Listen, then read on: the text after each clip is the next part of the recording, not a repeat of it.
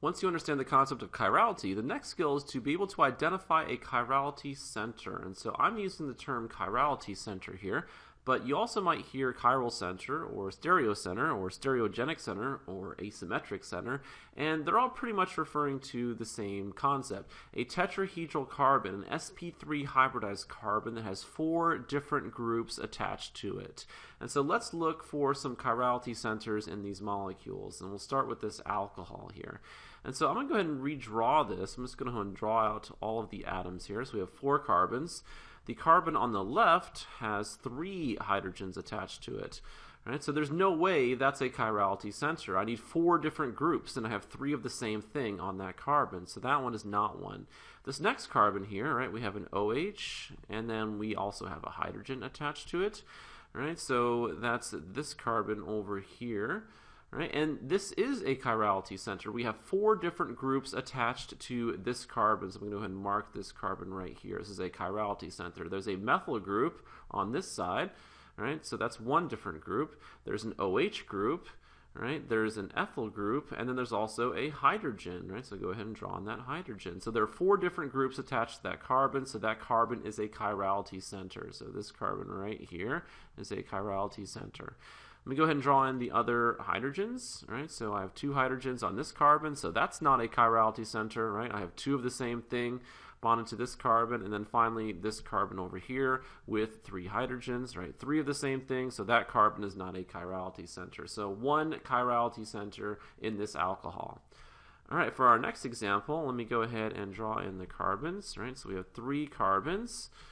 And the carbon on the left has 3 hydrogens bonded to it, right? So that carbon is not a chirality center. Same with the carbon on the right, 3 hydrogens, so there's no way it could be a chirality center.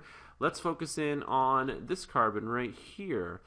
So let's think about the hybridization of that carbon. We know from earlier videos, right, that's an sp2 hybridized carbon with trigonal planar geometry. And so immediately you know that it's not a chirality center. That has to be sp3 hybridized, giving you a tetrahedral geometry. And we don't have 4 different things bonded to that carbon, so none of these carbons are chirality centers. So there are 0 chirality centers in this molecule. So that's acetone. All right, let's do a ring example. So let's do this ring example right here. All right, so let me go ahead and once again draw out, let me draw it on the molecule this time. So we have a hydrogen here, right? We have 2 hydrogens on this carbon, right? 2 hydrogens on this carbon all the way around our ring. So let me go ahead and draw in all of these hydrogens. All right, and then we look for chirality centers or chiral centers. All of these carbons, let me highlight them in magenta, all of these carbons have 2 hydrogens bonded to them, so that's 2 of the same thing. So there's no way those are going to be chiral centers. What about this carbon right here? So it looks like it might be a chirality center, right? We have a chlorine bonded to it, a hydrogen, and then we have these things going in opposite directions. But in actuality, this is not a chiral center. And that's because there's the same path around this ring here. So the hydrogen is like one different group, the chlorine is another different group, so that's 2 different groups. But if you go around the ring this way, and you go around the ring this way, it's the same path both ways. You hit a CH2, and you hit a CH2. You hit a CH2, and you hit a CH2, and then you hit a CH2. So it's the same path around the ring, so it's like 2 of the exact same groups bonded to that carbon. So another way of thinking about this is if I go ahead and focus it on that carbon at the top there again, so I have a hydrogen here and a chlorine here, and I draw in a molecule like that, right? So I took out this last carbon down here, so I'm leaving out the last carbon. One way to think about it is that's 2 of the same things attached to this carbon. Here's an ethyl group, and here's an ethyl group. So 2 of the same thing attached to that carbon, so this is not a chiral center. And so there are 0 chirality centers for this molecule. However, if we change things up, so let's look at this molecule now, we have a different path around the ring. So once again, we're focused in on this carbon, right, because we know we have a hydrogen bonded to that carbon here. So the paths around the ring, there's a different paths around the ring. Let me draw in the hydrogens once again. So there are 2 hydrogens on this carbon, right? Only 1 hydrogen on this carbon. And so if you go to the left around the ring, right, you hit a CH2 right here. If you go to the right around the ring, you hit a carbon bonded to only one hydrogen. And so it's a different path. And so it's like there are 4 different things attached to this carbon right here. So this carbon is a chirality center. All right, if we look at some of these other carbons, right, let me use red for this.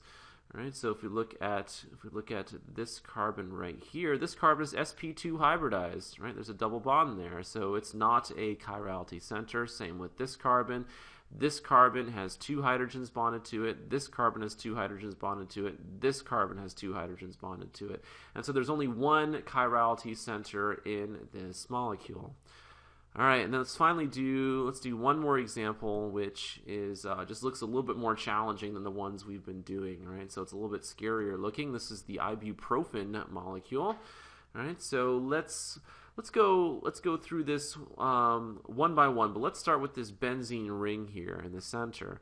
Right, so let's just start with this carbon right here. Right, so this carbon is sp2 hybridized, and as you go around the benzene ring, right, all of these carbons are sp2 hybridized. So that immediately means that these can't be chiral centers. Right, you need to be to have tetrahedral geometry to be a chirality center, and so those carbons are all out.